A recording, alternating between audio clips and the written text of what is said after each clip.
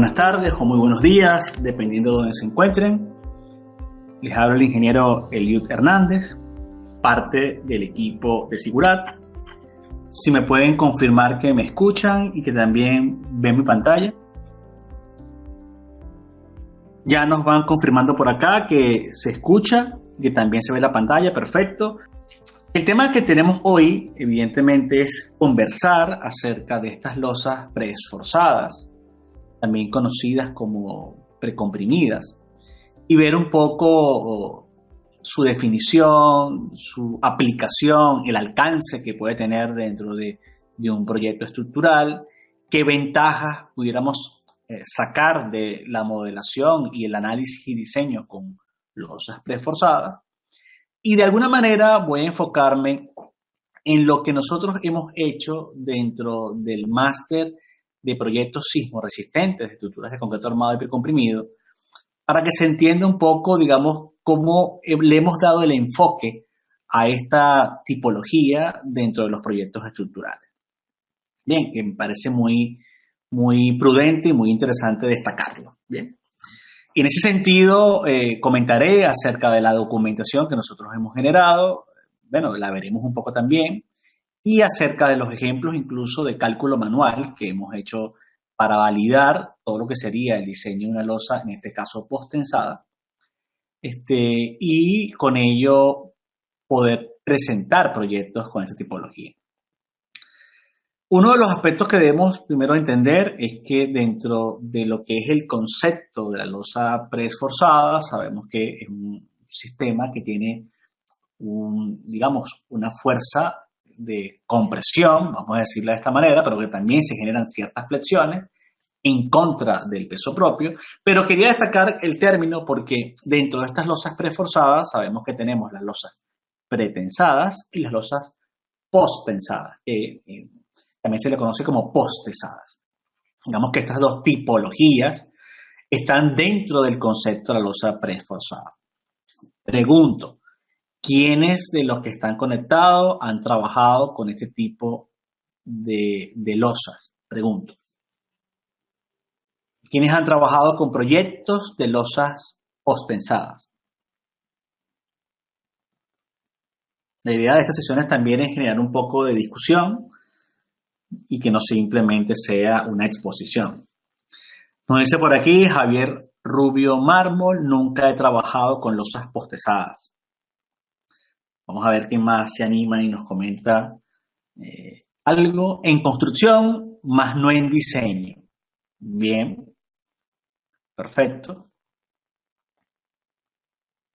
Vamos a ver, vamos a dar siempre unos segundos a ver quién más nos comenta algo. Nos dice Rafael Castillo que sí he trabajado con estas losas. Perfecto. Bien. Ok. Bueno, ya tengo varios comentarios al respecto. Bueno, fíjense, lo primero que tenemos que entender antes de pasar a cualquier documentación y antes de alguna manera de ir a el diseño propiamente, es qué ganamos con una losa posttensada. Vamos primero a tomar unos minutos para discutir estos criterios. La losa posttensada evidentemente nace con el objetivo de disminuir de alguna manera la altura que podemos utilizar de estas losas, vamos a decirlo, estándar, o estas losas convencionales. Estamos hablando de losas macizas, losas nervadas, losas reticulares que tienen nervios en las dos direcciones. Por lo tanto, de alguna manera, la losa posttensada o posttensada, como le conocemos también en Latinoamérica, tiene ese principal objetivo, es decir, cubrir grandes luces. Normalmente, cuando vamos a un sistema, por ejemplo, un sistema de piso, cuyas dimensiones ya empiezan a pasar de 9, 10 metros, empieza a ser interesante el considerar losas posttensadas para disminuir, repito, el tamaño de las losas y de alguna manera eso se traduzca en una economía de la estructura.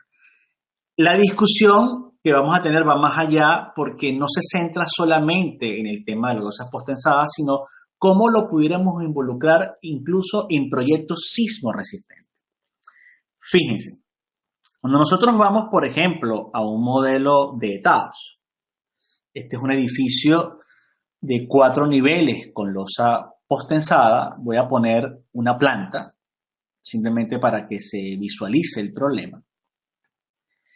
Aquí tenemos nosotros, voy a quitarme esta ventana para mejor visualización. Fíjense cómo está planteado, por ejemplo, este sistema estructural. Porque, repito, parte de la exposición la voy a enfocar a lo que deberíamos realizar en un proyecto sismo resistente. Es decir, cómo involucrar un sistema de losas postensadas en lo que sería un sistema sismo resistente. ¿Por qué? Porque la tendencia al uso de la losa postensada es eliminarnos vigas. Fíjense qué estaría ocurriendo acá. Voy a colocar esta vista en una perspectiva digamos, que se visualice el sistema de vigas. Nosotros tenemos, por ejemplo, en este caso, un sistema de viga perimetral, fíjense, que va bordeando la estructura, y una viga central. Pero nos hemos eliminado la viga del eje B, la viga del eje D y la viga del eje 2.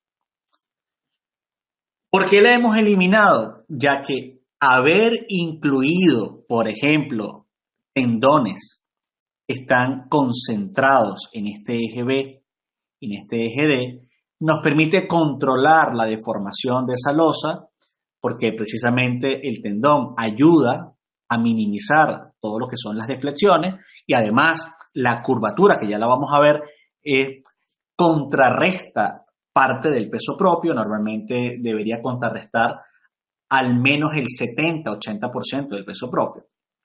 Pero no podemos olvidar que desde el punto de vista sismo resistente, nosotros necesitamos un sistema precisamente que pueda tener la suficiente rigidez, capacidad y ductilidad. Por tanto, no podemos prescindir totalmente del sistema de vigas, que quizás ese sería parte del error que pudiéramos cometer al abordar un proyecto sismo resistente con losas postensadas. Porque cuando vemos esta tipología en Europa o en países donde no tienen sismo, no hay mayor problema, porque evidentemente toda la acción es gravitacional, o el sismo es tan irrelevante, pudiéramos decir así, que no es la mayor condición crítica para la estructura. Pero cuando hay presencia de cargas laterales, esto pudiera incluir fuerzas de viento muy importantes o el sistema o la aplicación sísmica. Imagínense esto en zonas de alta sismicidad cuya aceleración en la base sea mayor a, por ejemplo, a 0,30 G. Nosotros necesitamos una rigidez lateral en ambas direcciones. Entonces, una tipología muy aplicada es ir generando vigas perimetrales y, dependiendo de la longitud en planta, también una viga central. ¿Qué implica con ello? Que nosotros vamos a tener el eje A, el eje C y el eje E como sistemas sismo resistentes, que son, digamos, los que atienden a esa fuerza lateral, y obviamente también el eje 1 y 3. Entonces, ¿qué hemos ganado? Eliminarnos la viga del eje B, eliminarnos la viga del eje D, y evidentemente entonces suplimos el haber eliminado esas vigas con una losa. Ahora, cuando disminuimos o eliminamos esa viga, obviamente las vigas del eje A, C, E y las que sobreviven reciben una mayor fuerza, porque al final, desde el punto de vista sísmico, estamos claros que depende de la masa de la estructura, que prácticamente es la misma. Y entonces, si tenemos una amenaza sísmica y tenemos una estructura que tiene una masa importante, bueno, la fuerza sísmica terminará siendo también importante. Fíjense en este caso particular, solamente para que lo tengan visualizado, y después vamos a discutir cómo generar estos tendones. Bueno, si nosotros quitamos aquí la imagen y ahora activamos qué secciones tenemos allí, fíjense que son vigas de 60 por 90 en luces de 900 centímetros. Son vigas importantes. Igualmente en esta dirección. Y las columnas, si me ubico, por ejemplo, en el eje 1, ubicarme en el eje 1, son columnas también rectangulares de 90 por 60 o si se quiere también de 60 por 90, es decir, son columnas importantes. Estamos hablando de una edificación de 4 niveles. Y uno se preguntaría, bueno, ¿estará holgada esta estructura? ¿Estará sobrada, entre comillas, o estará muy al límite? Fíjense que aquí nosotros hemos definido una función espectral que tiene una reducción, un factor de reducción de respuesta igual a 4, pero la aceleración, en este caso, incluso es baja, es una zona 3. No es la mayor zona, estamos hablando de que una zona 3, por ejemplo, basado en este espectro, parte de aceleraciones en la base de 0,20 G. Entonces, no, ni siquiera llega a ser una gran fuerza sísmica. Y cuando nosotros ahora, por ejemplo, corremos esta estructura y vemos el diseño de la estructura, pudiera sorprendernos que desde el punto de vista de esa relación demanda-capacidad, los elementos están relativamente exigidos. Con lo que he querido hacer mucha insistencia que si bien la losa posttensada es perfecta para poder recibir todas esas cargas gravitacionales, es muy interesante ir evaluando los diferentes sistemas ante carga lateral que conviven con la losa posttensada. Esto nos obliga a ir variando las rigideces, cambiando las columnas, incorporar muros, es decir, explorar la solución idónea donde la losa posttensada es parte del sistema. Porque, repito, el haber incluido la losa ha generado probablemente la eliminación de algunas vigas y eso altera la respuesta sísmica de toda la edificación. Dice que si nosotros diseñamos esta estructura, claro, y además está decir, hay que controlar la rigidez. Fíjense cómo las columnas, vamos a pedirle la información del diseño de relaciones demanda-capacidad, por ejemplo. Fíjense que esas columnas están trabajando al 85%, por ejemplo, esta. Lo que implica que no es poco.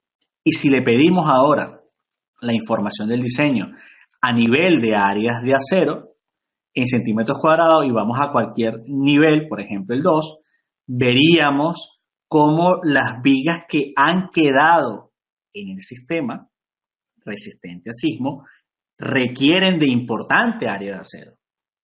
26 centímetros cuadrados, casi 27, es un valor importante. Igualmente 30, 28. Es decir, estamos ligando dos problemas. Responder a la carga gravitacional, que eso lo hacemos con el posttensado, eliminar algunas vigas para quedarnos con un sistema que tiene, digamos, menor peso. Hemos eliminado encofrados de esas vigas, el sistema constructivo incluso puede ser más rápido, pero no podemos olvidar la incidencia que tiene el haber incluido la losa posttensada dentro de lo que sería un sistema resistente así, que debe atender a rigidez, resistencia y ductilidad. Pregunto, ¿esto está claro? ¿Se entiende la filosofía de diseño que estoy explicando? ¿Le habían dado este enfoque en los proyectos que tenían? ¿O cuando han diseñado estas losas lo han hecho en zonas donde el sismo no es importante o no han incluido sismo? ¿O por el contrario, han incluido estas losas en sistemas sismo resistentes? Nos dice por aquí Mario Alberto Dioli, claro el planteamiento. Bien, vamos a ver, como hay tantos conectados, vamos a ver qué más nos comenta. Algo, por lo menos que nos permita discutir, ¿no?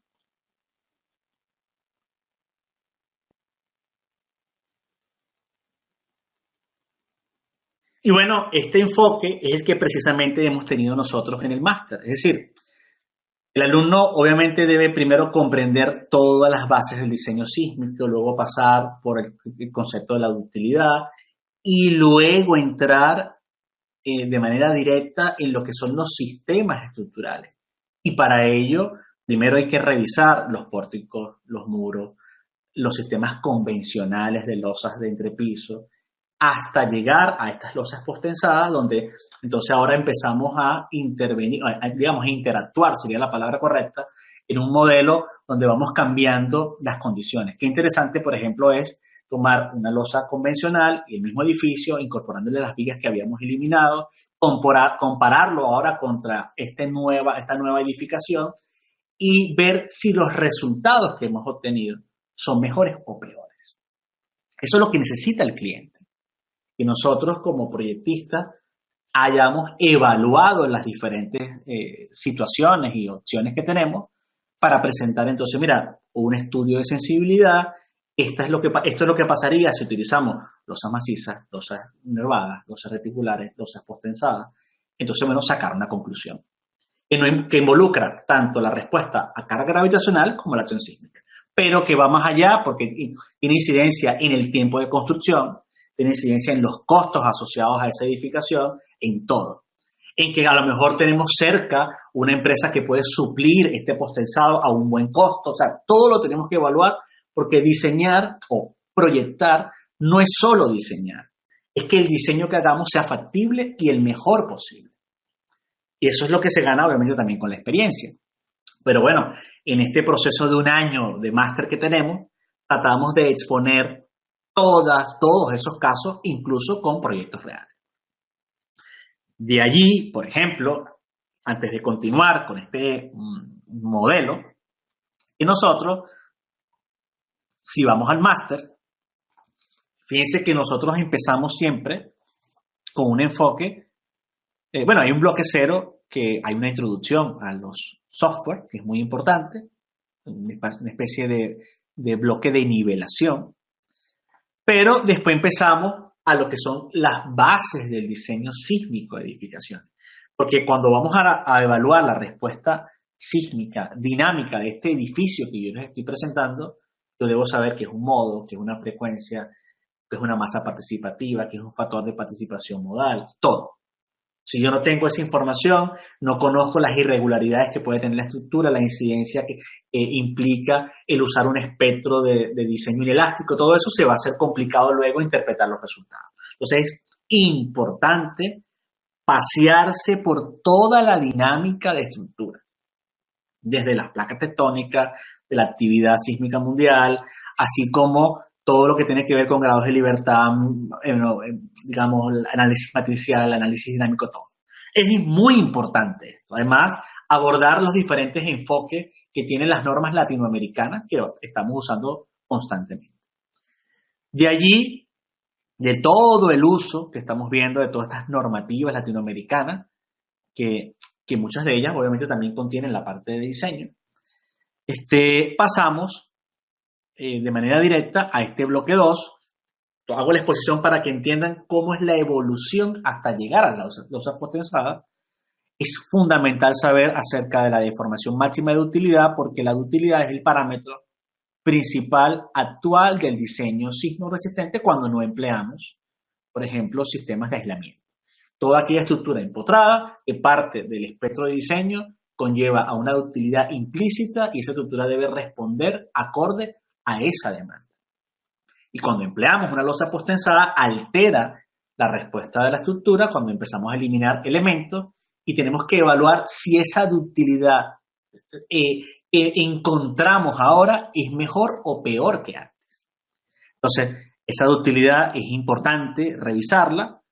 Hay que partir desde los aspectos básicos de adherencia, deflexión, longitud de desarrollo, anclaje, estudiar las secciones simplemente armadas, doblemente armadas, a flexocompresión, evaluar diagramas de interacción, diagramas de momento de curvatura, fuerza de desplazamiento, hasta relacionarlo con los pórticos e incluso llegar a un pushover.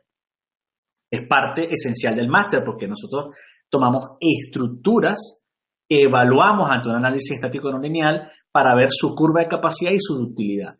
Y dentro de ese escenario podemos comparar qué pasaría con una estructura con losa convencional respecto a una estructura con losa postensada. De tal manera que, bueno, esto es un enfoque interesante. Entramos al bloque 3, donde están las losas postensadas, pero primero hay que hacer una revisión completa de los pórticos resistentes a momento para precisamente ver cuando yo voy al modelo estructural, por qué me pediría esta área de acero la viga, por qué la relación demanda-capacidad, por qué, por ejemplo, pudiera yo evaluar qué pasaría con ese criterio columna fuerte, viga débil, el propio corte en la junta, que sabemos que tiene que ser menor a 1. Todas estas consideraciones van a cambiar cuando yo genere modificaciones en el sistema resistente a sismo. Que repito, lo provoca el que yo incluya una losa postensada. Porque nada es aislado. Yo no voy a incluir una losa postensada y voy a dejar todo igual. Yo debo entender lo que implica ese cambio. De tal manera que nosotros tenemos que estudiar los pórticos resistentes a momento, pasar a las revisiones en software, igualmente en muros estructurales, la influencia de la mampostería, las losas convencionales, y entonces llegamos a las losas postpensadas, donde se han desarrollado una serie de documentos de aspectos básicos, de análisis y diseño estructural, y una serie de ejemplos de cálculo manual aunado a unos ejemplos en software que después vamos completando en bloques más adelante en el caso de edificaciones ya completas. Estos ejemplos y estos aspectos básicos que ustedes ven aquí, bueno, les muestro un poco esa documentación. Nosotros, por ejemplo, tenemos un documento bastante interesante acerca de los aspectos básicos, donde se definen de manera directa, bueno, cuáles son los conceptos generales en función a la aplicación de preesfuerzo a miembros de concreto, como son las fuerzas de precompresión, las pérdidas en el precomprimido, los esfuerzos inicial y final, porque debemos entender que cuando aplicamos una losa postensada, que al final lo que estamos haciendo es aplicar un preesfuerzo, nosotros vamos a inducir un esfuerzo de compresión inicial en ese elemento, que puede ser axial, incluso un esfuerzo de flexión, y debemos contrarrestarlo, repito, con las cargas actuantes. Si nos excedemos, podemos generar un esfuerzo que sea crítico en el concreto, a nivel de compresión, por ejemplo, que no lo permita, y también pudiéramos conducir a un esfuerzo de tracción que sea inviable. Entonces, de tal manera que las normas van limitando esto, ¿no? Entonces, hay que hablar de los materiales, obviamente del encofrado, del concreto, del acero que utilizamos para el preesfuerzo, y de la configuración que tiene que ver con las losas posttensadas. Cómo vamos a disponer los tendones, cuáles son las relaciones entre la luz y la altura, el espaciamiento que esperamos de esos tendones, si son adheridos, si son no adheridos, la tipología, dónde está el anclaje, en fin, muchas cosas. Entonces, bueno, estos son documentos vitales para poder nosotros plantear todo lo que conlleva una losa postensada. Por ejemplo, este sería el caso de una losa pretensada, una losa prefabricada.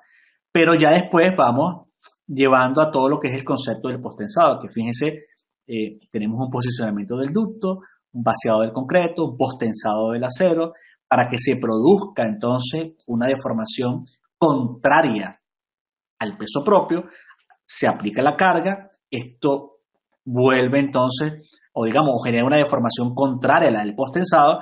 ¿Y cómo hacemos esta deformación hacia arriba, vamos a decirlo de esa manera? Cuando la fuerza de preesfuerzo o ese postensado se genera con excentricidad. Si esa fuerza fuese totalmente en el eje neutro, solamente habría compresión, pero nos interesa generar una excentricidad tal que la deformación prácticamente hacia arriba anule la deformación hacia abajo. Estamos hablando de, eso es lo que decía al principio, que por lo menos debería anularse un 70-80%. Pero ¿qué pasa cuando el miembro es continuo? Que vamos teniendo deformaciones, digamos, curvaturas que se van generando sobre los apoyos, y entonces los cables los debemos disponer también de una curvatura. No sería una curvatura simple, digamos, como este elemento que va de un punto a un punto, sino que tendríamos ya una forma curva desde el inicio hasta el final. Y eso, bueno, es lo que vamos viendo nosotros, repito, en todo esto. Y cuando nosotros generamos, fíjense aquí, está completamente en el eje neutro, en este caso, mientras que si bajamos esa excentricidad, fíjense, hay un preesfuerzo axial, una excentricidad del preesfuerzo que genera una especie de diagrama de esfuerzo donde tracciona arriba, comprime abajo. Y bueno, eso es lo que estamos tratando de lograr. Compensar, repito, ese esquema, ese comportamiento natural de la losa ante la carga gravitacional. Esto se lleva luego a un documento donde aquí sí exponemos cuál sería el proceso paso a paso para diseñar una losa post-tensada. Porque aquí está planteado ya la normativa, incluso las regulaciones de la CI 318. Cómo es el perfil del tendón, las cargas equivalentes, momentos secundarios, etcétera, etcétera, etcétera. Aquí vamos a controlar ya desde el punto de vista normativo el diseño. Ya esto ya algo mucho más técnico y bueno, evidentemente ya expone todas las condiciones que conlleva, esto es lo que les decía, la inclusión de parábolas, de curvas de esos tendones para llevar al comportamiento ideal. Y se generan lo que son las cargas equivalentes, que son estas cargas equivalentes producto de esa deformación que genera el post-tensado. Eso nos lleva a una serie de cargas que equivaldrían, por ejemplo, hacia arriba o hacia abajo en función a la curvatura. Y bueno, eso es lo que vemos, por ejemplo, en programas como CIPE, que incluso nos los muestra de forma directa. Pero bueno, no lo quiero complicar tampoco en esta presentación, que de alguna manera se enfoca en estos conceptos básicos. Y nosotros luego desarrollamos una serie de ejemplos de cálculo, un caso simple de una losa post-tensada simplemente apoyada, con una sección T, donde vamos revisando todas las condiciones, y también el caso más crítico, que sería una losa con apoyos. En este caso, bueno, es un ejercicio completo en el que se va presentando todo. De hecho, aquí fíjense, hay diagramas, en este caso está tomado, por ejemplo, del SAP 2000, para que podamos tomar los valores de allí y diseñar. Y se hace toda la revisión. Y esto es lo que les decía, que se generan cargas equivalentes. Se generan cargas equivalentes para que propicien este diagrama de momento del post-tensado. Bueno, repito, es parte interesante. Entonces, bueno, de esto ya se los puedo mostrar incluso más adelante, pero bueno, es parte de todas las verificaciones. Cuando nosotros volvemos al modelo de TAPS, fíjense lo siguiente. ¿Cómo se ha dispuesto aquí los tendones? Bueno, relativamente sencillo, porque primero les voy a mostrar lo que ya está hecho y después tomamos el mismo modelo y hacemos algunos para que se visualice. Por ejemplo, cuando yo selecciono uno de los cables, vamos a decirlo así, o de la línea de post-tensado, cada uno de estos representa, fíjense que aquí se ve el inicio de lo que sería el post-tensado, lo que es el anclaje. Fíjense que si yo lo selecciono con botón derecho y le digo, por ejemplo, aquí parábola, o sea, o le digo para ver esta parábola, o cualquiera, bueno, vamos a quitar el análisis por ahora. Vamos a tomar cualquiera, repito. Fíjense cómo se ve la forma. Aquí estamos viendo la forma de ese post-tensado. Bien. Que va a generar un diagrama de momento contrario al peso propio. Aquí están todos los parámetros, ZL, ZR, C, A, B, todos los parámetros están aquí para cambiarlo, y eso tiene que ver con que yo quiera, por ejemplo, mover. Fíjense aquí, me voy a acercar. Yo puedo al final mover esto. O sea, yo tengo la posibilidad de cambiarlo a nivel gráfico o a nivel numérico. Lo que yo genere aquí obviamente tendrá impacto en el resultado definitivo. Aquí estoy viendo los 4 tramos longitudinales, así como también pudiera ver en el caso transversal qué pasa allí. Debo estar también revisando que estos tendones no peguen, cuando viene uno en dirección X no coincida con la dirección Y, para que constructivamente esto tenga solución. Entonces, ¿cómo incluir todo esto? Bueno, es muy sencillo. Uno en principio define, digamos, lo que sería estos tendones, la sección del tendón. Uno definiría un tendón 1, por ejemplo, a través de lo que son los strands, el área del strand, y definiría un tendón 2. Digamos que esta es la sección. definitiva en centímetros cuadrados del elemento que estamos incorporando. Y luego habría una incorporación. Por ejemplo, si yo voy a un modelo que no tiene, yo simplemente diría, vamos a dibujar un tendón. Aquí aparece el tendón 1. Recuerden que hay 2 tendones. Y yo entonces empiezo, por ejemplo, acá. Botón derecho. Entonces ahora yo puedo seleccionarlo. Y fíjense, entro y veo la forma. Que yo quiero cambiar algo, el ZL, el ZC, lo que yo quisiera modificar de esta condición, lo hago de manera directa.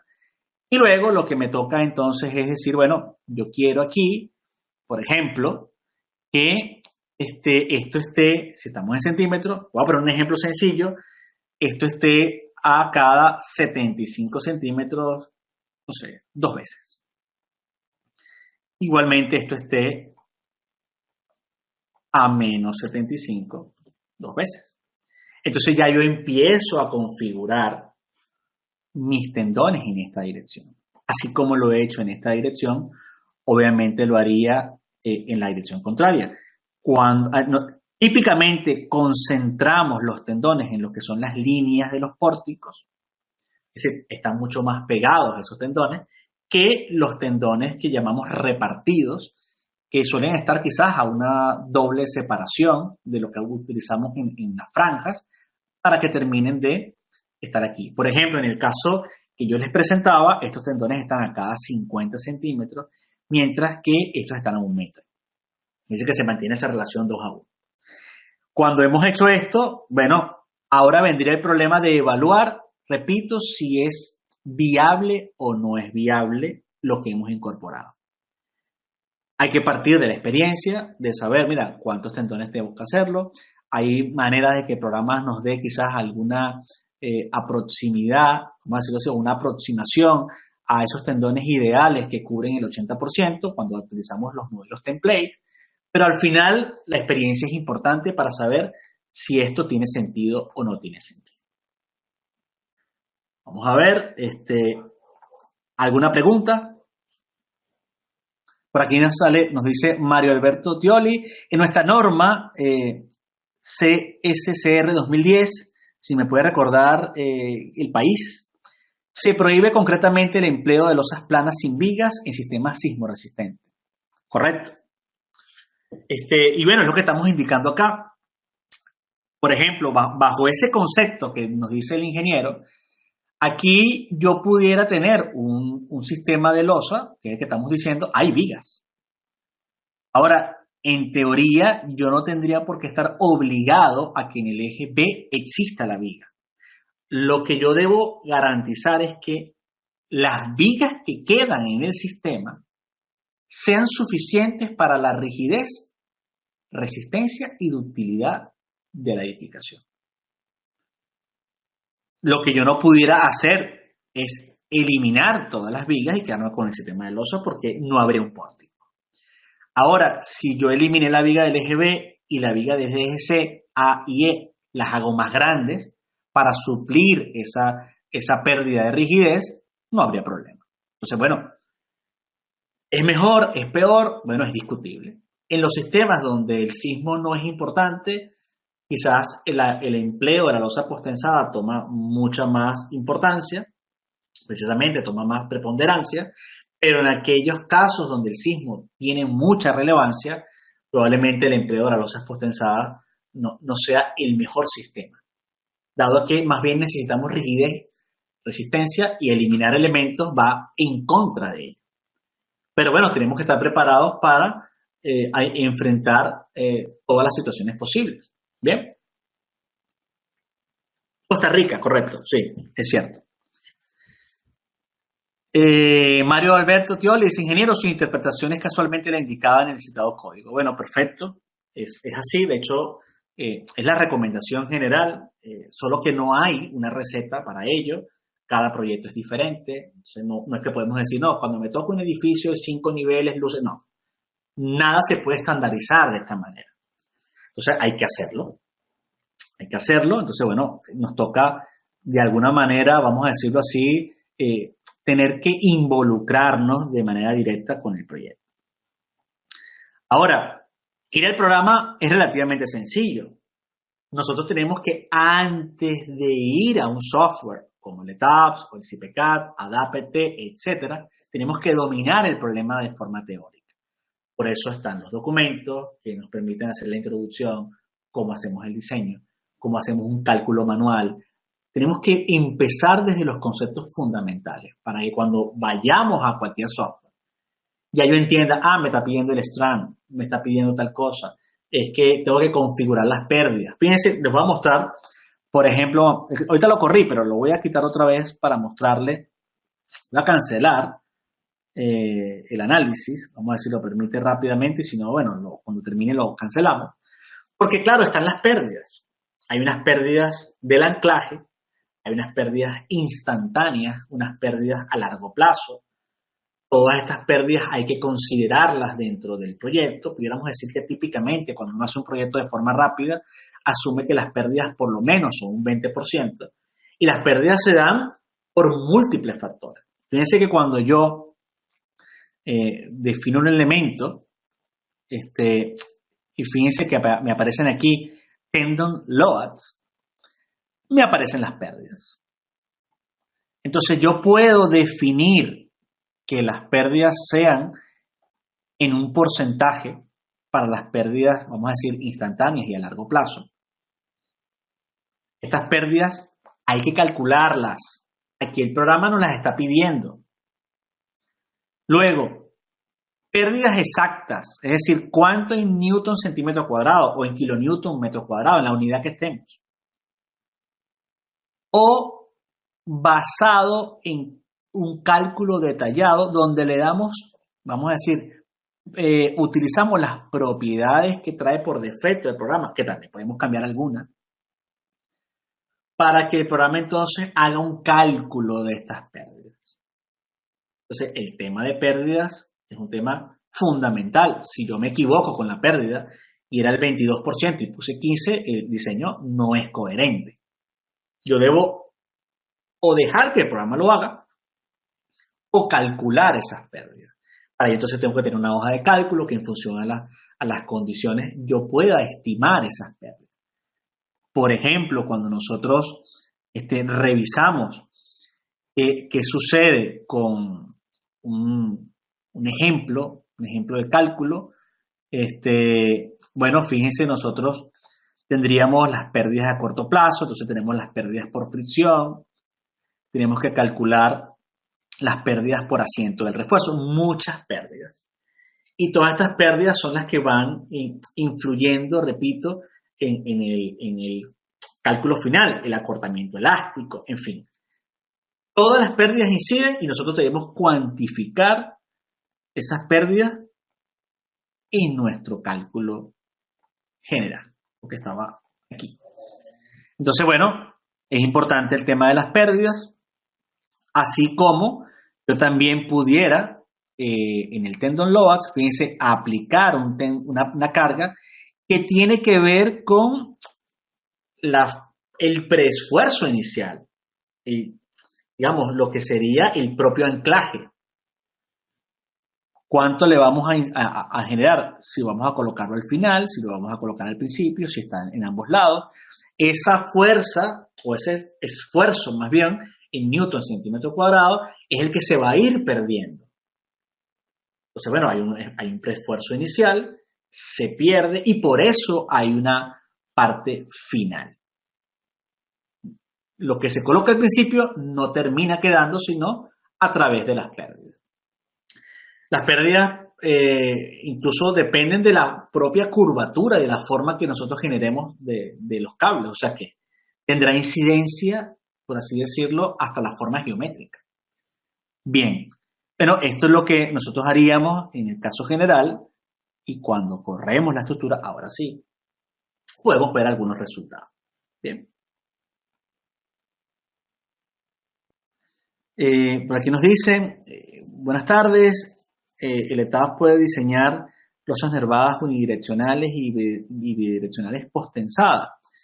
Bueno, el caso de losas nervadas, vamos a decirlo así, al final para el programa termina siendo un elemento shell, ¿correcto? Es decir, cuando uno incorpora en el programa una losa nervada, vamos a decir, por ejemplo, termina siendo un elemento shell que dentro del parámetro de la definición hay unos nervios. Pero no es que modelamos unos nervios específicamente en la losa, sino que la losa tiene una forma nervada. ¿Qué sería lo correcto? Yo debería modelar los tendones justo donde van los nervios. Cada 2 nervios, cada 3 nervios, o como lo quiera hacer. Si yo incorporo eso, no tendré problemas para la parte del diseño. O sea, digamos, los resultados nos van a dar iguales, pero va a ser inconsistente que yo no ubique los tendones donde realmente están estos nervios. Porque al final, si vamos a utilizar una losa reticular o nervada, postensada, bueno, no es lo más típico, pero digamos, si lo utilizamos, bueno, en la parte inferior, si vamos a ir colocando los tendones, bueno, tienen que ir en la dirección de los nervios. Entonces, si los nervios están, por ejemplo, cada 90 centímetros o cada metro, bueno, yo sé que esa es la disposición que debo tomar. Bien. Porque, repito, para el programa, la losa termina siendo un elemento shell. Obviamente, está mucho más condicionado el software para incorporar lo que es el postensado en una losa maciza, porque de hecho el perfil que muestra siempre es asociado a una losa maciza, pero bueno, siempre hay trampas, trucos, vamos a decirlo así, que nos permiten aproximarnos a otro tipo de losa. Bien. Bueno, aquí tenemos, por ejemplo, yo puedo ver deformadas ante el caso de postensado final. Y fíjense que es hacia arriba, como debería ser. Está deformando hacia arriba. Yo puedo ver muchas cosas. Y aquí, dentro de lo que sería de los diagramas, bueno, puedo ver las fuerzas en el strip, los esfuerzos. Puedo ver realmente prácticamente todo. Porque al final, cuando voy a los esfuerzos incluso en el shell, yo puedo ver qué pasa, por ejemplo, con los momentos, vamos a decir así, 1-1, ante el PT final.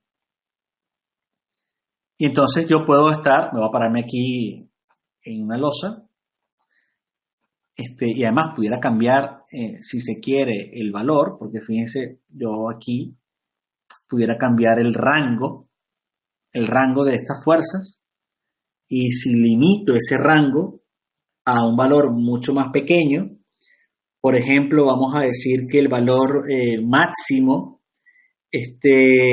sea, vamos a colocar 80.000, vamos a ver. Fíjense cómo empiezan a haber colores, porque al fijar un rango más pequeño, aparecen otros valores que antes estaban como englobados en el problema, ¿no? Y bueno, obviamente también pudiera verlo, si lo tuviese definido, creo que sí, en lo que serían, vamos a decir, bueno, aquí también podemos ver los momentos 2-2. Quizás este no es el valor, hay que cambiarlo. Sería en la otra dirección. Entonces, bueno, todos los resultados de alguna forma están aquí y nosotros tenemos que interpretar qué pasa en ese caso. Yo puedo ver el acero de refuerzo, puedo ver todo. Pero cuando yo entro en el caso del diseño de la losa, repito, puedo ver prácticamente todo. Por ejemplo, si yo entrara aquí al diseño, fíjense que aparece el Concrete Slab Design, yo tengo toda la información. Yo pudiera iniciar el diseño e incluso ver qué pasa con el punzonado, mediría si el acero de refuerzo que requiere, o sea, vería hasta el acero de refuerzo que requeriría la losa a pesar de tener el postensado, porque el postensado no es 100% eficiente.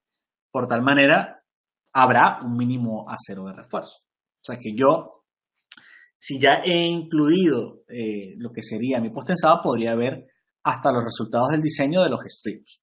Puedo ver por elemento finito, como puedo ver el diseño por los strips. Y bueno, eso incluye obviamente el tema del postensado. Vamos a ver qué otra pregunta hay. Por aquí me dicen, buenas tardes, ingeniero Eliud, ¿cómo varían los resultados de un análisis sísmico respecto de un análisis con una losa convencional? Bueno, es que no hay una respuesta única, depende de la edificación. porque la configuración va a tener incidencia. Una estructura regular es diferente a una estructura irregular.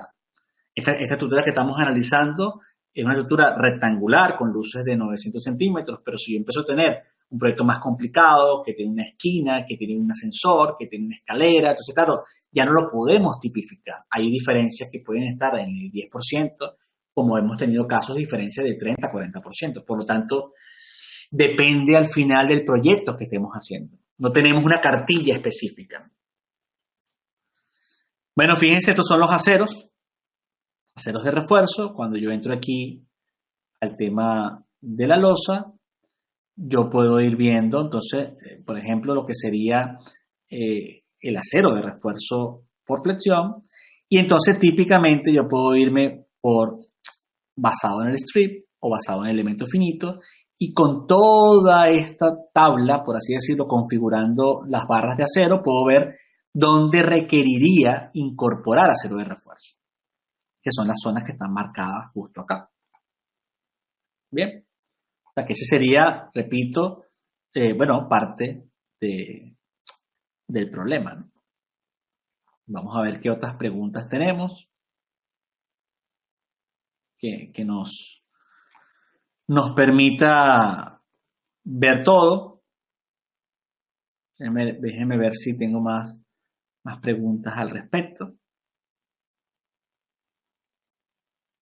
Vamos a ver. No, por ahora no. Bueno, creo que por aquí hay una así. Sobre el acero con el strip, ¿habría que realizar un strip por cada cable o tendón? En realidad no. Se hace igualmente por bandas. Uno típicamente haría un strip quizás que cubra el ancho, digamos, concentrado y uno para la parte repartida. Pudiera ir más bien en función a los tendones que están igualmente espaciados, pero también siguiendo las reglas típicas de las losas, que sabemos que de alguna manera cuando nosotros vamos a imponer un strip solemos tomar L cuartos y L cuartos y todo esto. Bueno, esto se ve aquí. Si yo le pido, déjenme cancelar un poco esto, y si le pidiera, vamos a ver si aquí se ve, bueno, aquí están los strips. Parece que no se nos aprecia de manera directa. Vamos a ver, fíjense, aquí está uno. Este sería el strip, el column strip. Aquí tenemos la geometría y tenemos 225 centímetros a la izquierda y 225 centímetros a la derecha en el caso de este strip. O sea que es el que trae un poco por defecto, pero nosotros también lo modificamos, ¿no? Entonces, de alguna manera esto, fíjense, aquí está un strip, aquí está otro strip. Los que estoy seleccionando son los strips. Aquí está el otro, que cubre básicamente este ancho de los concentrados. Luego tenemos uno que cubre la parte interna, hasta acá. Luego tenemos otro justo donde está por aquí en la viga, otro acá. O sea, que vamos a ir repartiendo los strips de manera tal que vayamos cubriendo estos tendones en ambas direcciones. Esa sería, digamos, la forma más directa para simplificar el problema, porque al final, si no, sería muy complicado. Fíjense, por ejemplo, cuando nosotros entramos acá, en Other Assignment, si mal no recuerdo, yo le podía decir que me mostrara el ancho del strip. Entonces, fíjense cómo aquí hemos tomado esta zona, la zona interna, o sea que es por bandas también, ¿bien? Pudiera yo ajustarlo quizás hasta que me llegue hasta acá, hasta justo el último tendón, pero no está mal que tomemos un poquito más para que también tengamos la incidencia ya un poquito posterior a ese tendón. ¿Bien?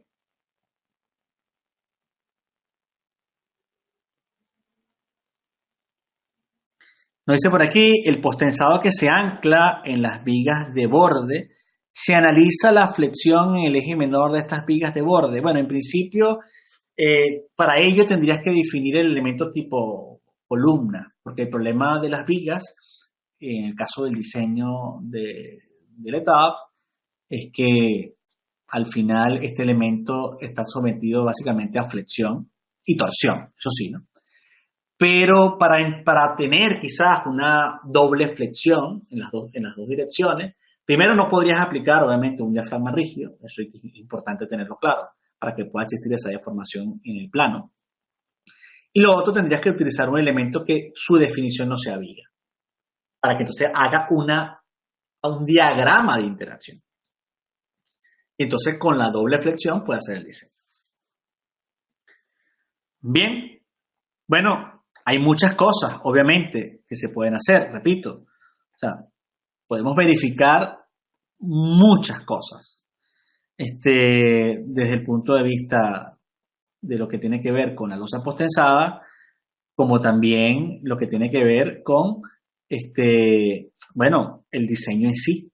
O sea que eso es, como les decía, es parte de todo lo que uno hace en un proyecto. No es sencillo, requiere involucrarse y requiere tiempo para poder plantear todos los escenarios, evaluar las alternativas, si incluyo una losa posttensada o no la incluyo. O sea, es evidente que necesitamos tener todas las verificaciones correspondientes, ¿no? Vamos a ver si hay alguna otra pregunta. Si se genera algo. O cómo lo ven en general. La invitación, por supuesto, desde nuestro punto de vista, es que aprovechen la formación que les ofrecemos, porque al final no es solamente diseñar una losa posttensada, como lo estamos viendo, es lo que involucra todo el diseño. De tal manera que cuando nos enfocamos en un proceso formativo integral, que manejamos desde la dinámica, el diseño convencional, el diseño con sismo, losas posttensadas, luego las cimentaciones, porque también tiene incidencia, obviamente, en la cimentación, tiene incidencia en la respuesta inelástica. O sea, necesitamos saber todo el proceso. Entonces, entender lo que implica el diseño sismo resistente cuando empezamos a modificar el tipo de sistema estructural, bueno, es la clave para yo lograr estructuras cónsonas con lo que quiere el cliente. Y también conocer las limitaciones que tienen estos sistemas estructurales. Por ello requiere, repito, de un tiempo de validación, de revisión, porque bueno, no se hace, vamos a decirlo, de un día para otro. Requiere, bueno, involucrarse. Yo no quisiera extenderme mucho más. Vamos a ver qué otras preguntas tenemos. En cuanto a economía, ¿qué ventajas tenemos con este diseño? Bueno, es lo que decía al principio. Nosotros, por ejemplo, cuando tenemos una losa posttensada nos ahorramos varias cosas. Uno, la losa que pudiera ser una losa, ejemplo, en este caso, de 30 centímetros maciza, termina siendo una losa a lo mejor de 20 centímetros posttensada. Ya nos hemos quitado 10 centímetros. El hecho de que nos quitemos 10 centímetros de losa, nos quitamos también eso, nos quitamos masa, la estructura se hace un poco más flexible, pero más que flexible se hace menos pesada y eso ayuda de alguna manera a la parte sísmica. Por un lado, ¿no? Obviamente también el incorporar vigas, ¿sí? Cuando yo voy a incorporar la viga del eje B, del eje D, yo tengo que encofrar esa viga, tengo que colocar un acero longitudinal, un acero transversal, o sea, te ahorras ciertas cosas, pero ese ahorro tiene que ser, digamos, consistente y consono, vamos a decirlo así, con que el resultado sea el que nosotros estamos buscando. No puede ser que me ahorre eso y al final, desde el punto de vista sísmico, no funcione. Por eso decía al principio que cuando las acciones sísmicas son muy importantes, probablemente el empleo de losas posttensadas no sea el idóneo, porque quitarnos vigas atenta contra esa redundancia estructural que necesitamos desde el punto de vista sísmico. Pero cuando estamos en zonas de mediana sismicidad o zonas donde a lo mejor la carga más crítica es el viento, etcétera, entonces empieza a haber o empieza a ser el sistema de losas posttensadas algo bastante atractivo. Precisamente por eso, en gran parte de Europa y en ciertos países o en ciertas zonas de América donde el sismo no es tan relevante, vemos mucha acción o mucha implicación de estas losas posttensadas. Por ejemplo, uno va por decir un caso conocido, uno va a la Florida o a Miami, va en esta parte de los Estados Unidos, y encontrará muchísimos edificios prefabricados, por un lado, y con losas postezadas, pero allí el sismo no es tan importante. Vas a un caso como, por ejemplo, Panamá, muchos de estos edificios, o la gran mayoría, tienen losas postensadas, pero bueno, es que en Panamá la acción sísmica tampoco es algo tan crítico. Entonces, bueno, pero cuando empiezas a ir a otros países, a Chile, empiezas a ir a Colombia, obviamente hay losas postensadas, pero está mucho más controlada su aplicación porque hay acciones sísmicas considerables. Bien, ¿cómo mediríamos la cuantía en losas postensadas o en vigas entre la carga de preesfuerzo en la cuantía? Bueno, claro, cualquier losa postensada va a tener su cable, obviamente, que es el postensado, y siempre hay un acero mínimo. Esa cuantía la debemos contemplar, tanto la suma del propio cable como la suma de ese acero mínimo que vamos a necesitar en esa losa.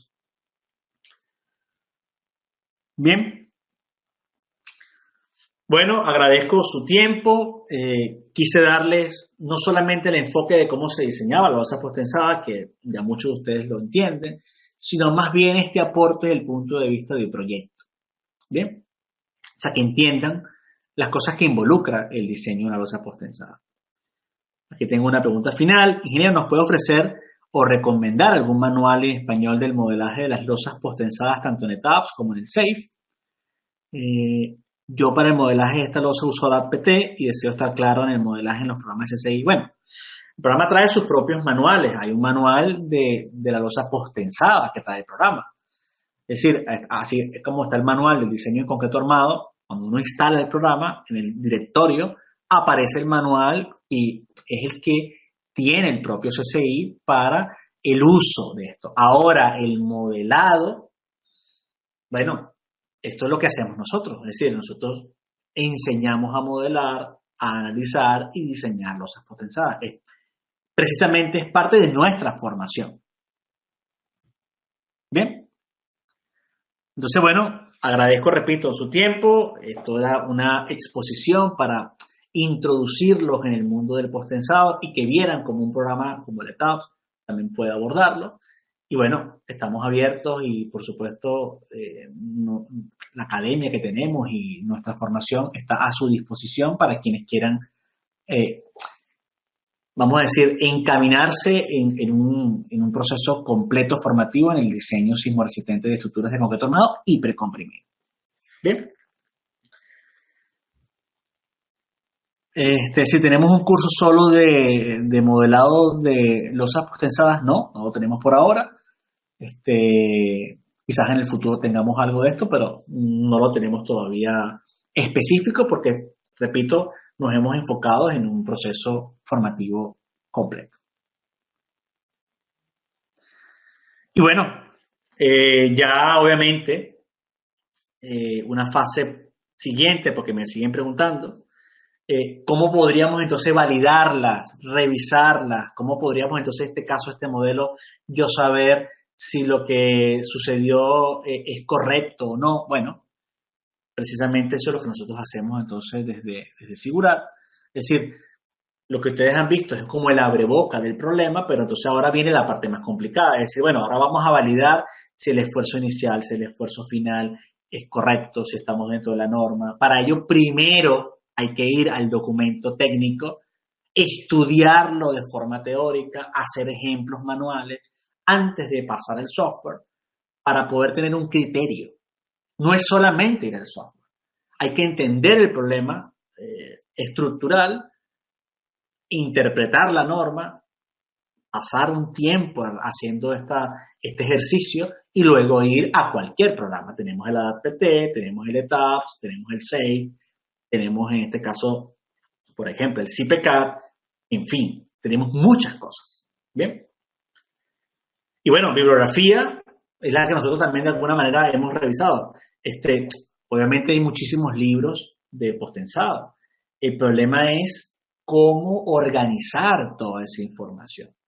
Y ese precisamente ha sido el aporte que nosotros hemos dado, porque el haber elaborado estos documentos, primero, obviamente, parten de la experiencia que tenemos, pero aunado a ello está el compendio de mucha información digerida, paso a paso, concentrada en los problemas de pérdidas, en los problemas de comportamiento, en las recomendaciones incluso que no están en los libros. O sea que bueno, no lo vamos a resolver obviamente en una sola clase. Para esto hay muchas clases.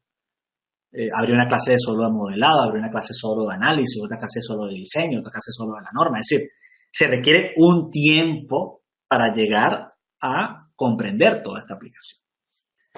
Entonces, bueno, me despido de ustedes, les agradezco enormemente su tiempo y para quienes quieran cualquier información, siempre lo coloco, le coloco acá el correo a todos